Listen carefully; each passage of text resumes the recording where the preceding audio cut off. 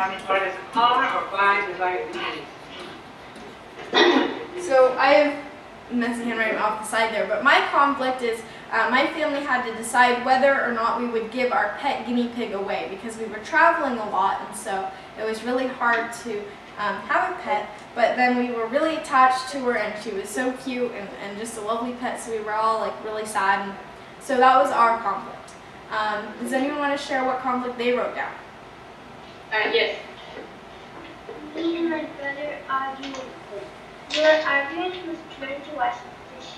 Oh, okay. Okay, great. Anyone else?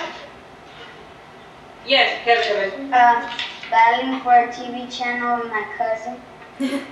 Battling over a TV channel with your cousin, yep, that's something my family has experienced definitely when someone wants to watch one channel and another person wants to watch another. Any other conflicts? When I had to choose who to be in my football team. When you had to choose what school to be in? Okay. So pretty serious. Football team. Oh, a football team. Okay. I heard what school you'd be in. Okay. Yeah, you can tell that my hearing over video conference, it's a little bit difficult sometimes. But, so please speak up. Would anyone else like to share one of their conflicts? One, you have it ready? Sharina. When I lost my Louder. fishing pole. Louder. When I lost my fishing pole. When you lost your fishing pole? Yes. Okay. Oh, that would, yeah, so, and then you would want to talk about maybe like, were you looking for it? Did you find it? Did you not find it? So that would be a good one because the readers are wondering, well, what happened, you know. So we have a lot of conflicts from our own life, whether it's losing something, making a decision. You can take these conflicts, and it should be probably one that's pretty interesting that you can expand on. Take one of these conflicts, write it down, and then you have something to write about. So anytime you get a prompt that's asking you to write about a conflict or maybe an argument or a disagreement or something like that, then you have your idea. Now let's talk a little bit about making your story interesting. So you have your idea for your personal narrative, you've written down your conflict, but now you're thinking, well, it needs sort of a little bit of extra spice. It needs something to make it interesting. Because if I just write, I had a conflict with my sister, we argued about this, you know, it's not super interesting. You're just listing facts, and that's almost, you know, more of just making a list of things that happened instead of making a story.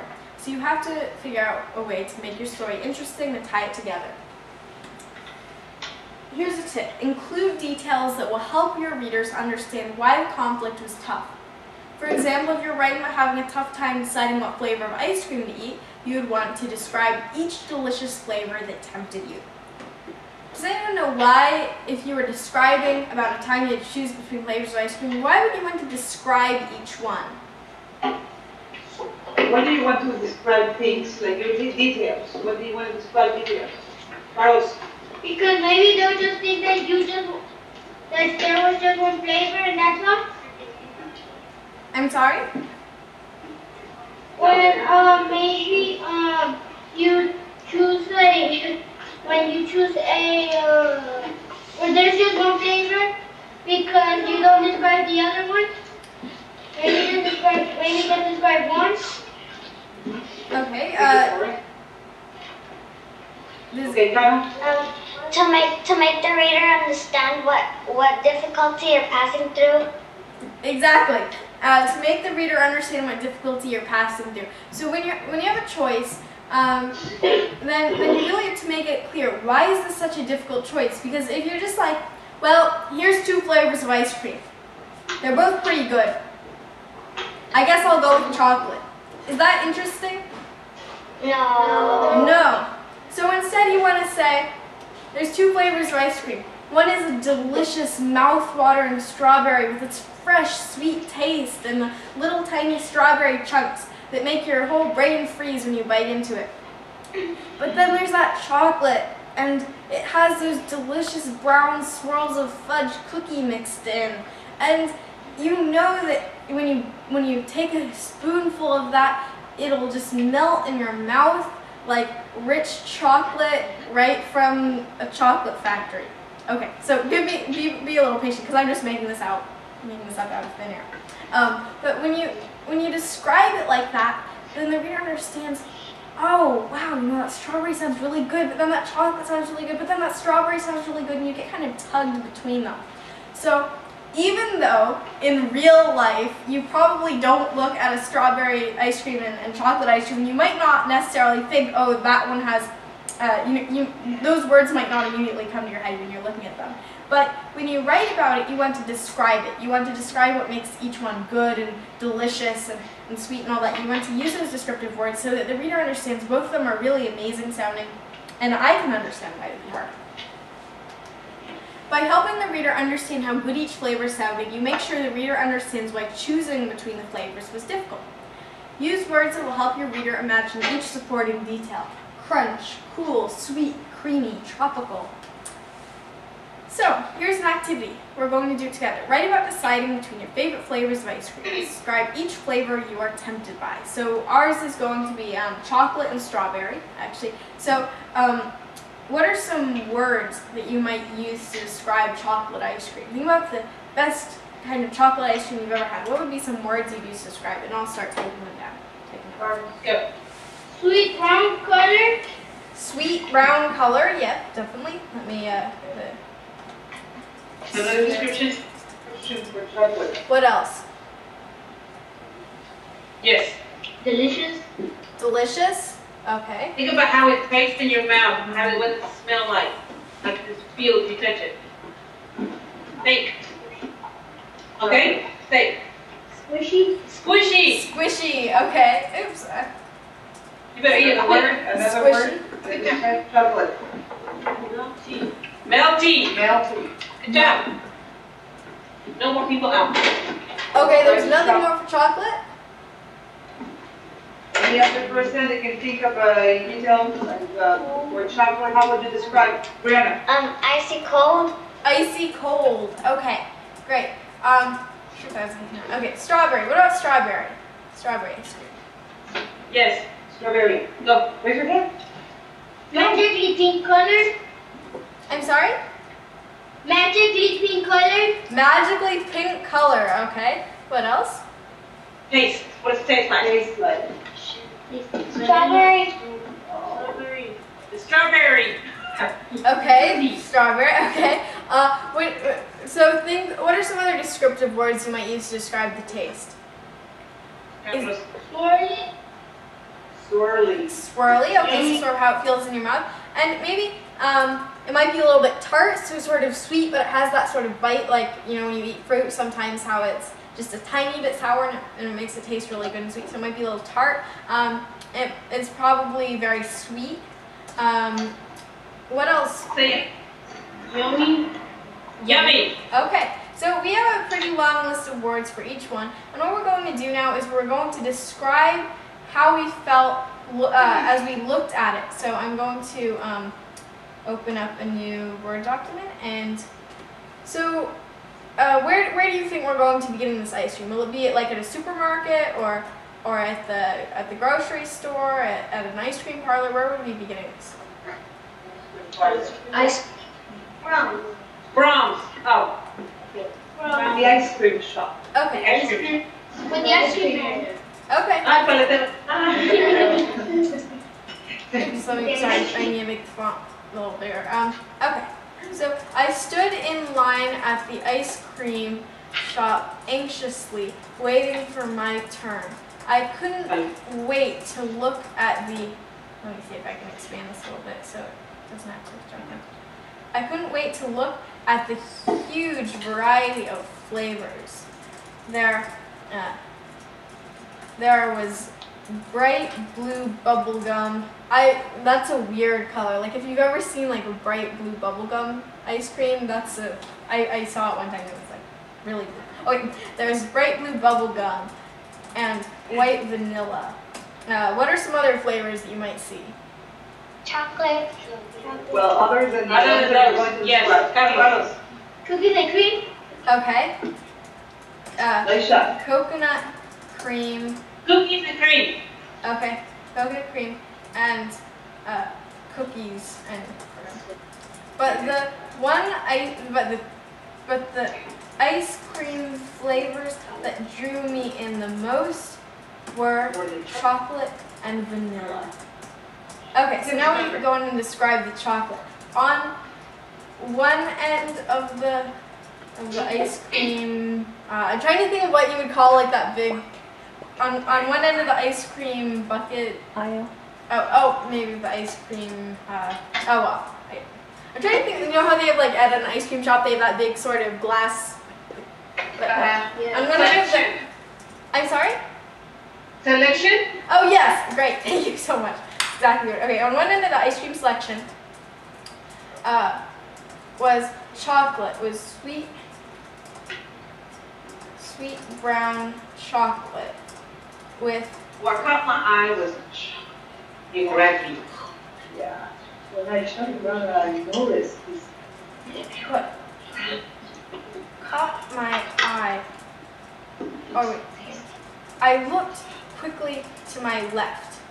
On one end of the ice cream section was sweet brown chocolate with its squishy chocolate chunks. I looked to my right. There was strawberry with its magical pink color. I was mesmerized. Yes. Oh, hypnotized by the ice cream. Come to me. I was mesmerized, drawn in by the swirls of pink. So you know if you've ever seen like if you ever tried to hypnotize someone and you're like, you know, you sort of know like the circles. So if you were drawn in by the swirls of pink, I broke away suddenly to look again at the chocolate. Oh, my heart started. I was hypnotized. Oh, my heart started to melt. I was hypnotized yet again. I thought about how it would melt in my mouth, rich chocolate all over my tongue. Okay, so this is getting really like, this person is getting a little bit too drawn into both these ice cream. But then there was tart strawberry. And that one cut you. Actually, that's perfect. Time for school. Remember, I was on a diet. Oh. I rubbed my eyes. Why did I have to wake up before? Or why did I always have to wake up before eating any ice cream? And why was I eating my pillow?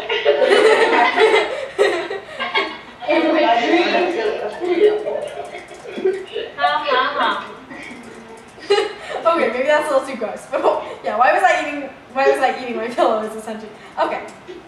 So, quickly I'm going to read through this. I stood in line at the ice cream shop anxiously waiting for my turn.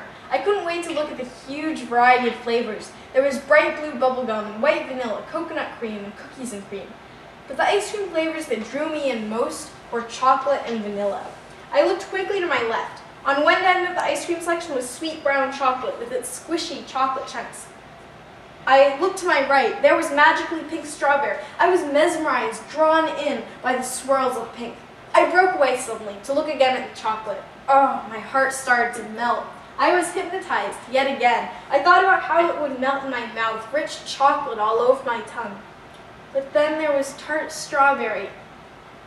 Time for school, shouted Mom. I rubbed my eyes. Why did I always have to wake up before eating any ice cream? Why was there so much drool on my pillow? Okay, so. Good job. Good job, everybody. That was a really, probably a lot more interesting than saying, here's 2 flavors, I like them both. You know, by going into detail, we really make this interesting. We make the reader kind of wonder what's going to happen. And with the surprise ending, then we make the reader sort of snap back and laugh a little. So by going in and describing, by using descriptive words, and then you help to show the reader how difficult the decision was. Even if you're not writing about ice cream, even if you're writing about something more serious or something more goofy, then you can still use these same strategies. If I were writing about my family's decision whether or not to give my pet guinea pig away, then I could describe my pet guinea pig and how cute she was, and the little tuft of fur that stuck up at the back of on her neck, on her head. So yeah, I would go into detail. So even if I wasn't talking about ice cream, even if I was talking about something really serious, by describing, then I help to show the reader, here's my conflict, and here's why it's tough. So, going back to the presentation here. When you write a personal narrative, you get to share your thoughts on what happened. You get to share your perspective. So we know that our purpose is to entertain or to tell a story. And we know that our audience, at least when we're writing the state test, will be the people who grade it. Also think about your perspective. Make sure it really comes from you. So include your opinion about things, include how you felt, and make sure that whoever's reading understands this is a really unique piece of writing because it really comes from this person. So look at a prompt. As you read it, think of your audience, your purpose, and your perspective. And remember the 3 different types of writing. Does anyone want to tell me what they are?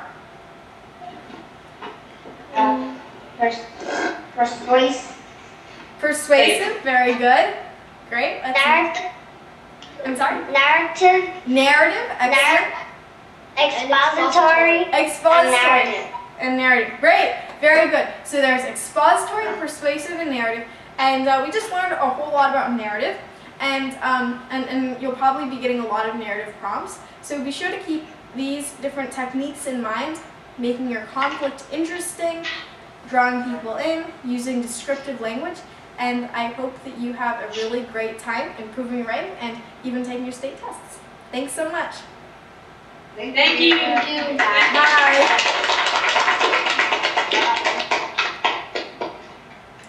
Have a great day, everybody.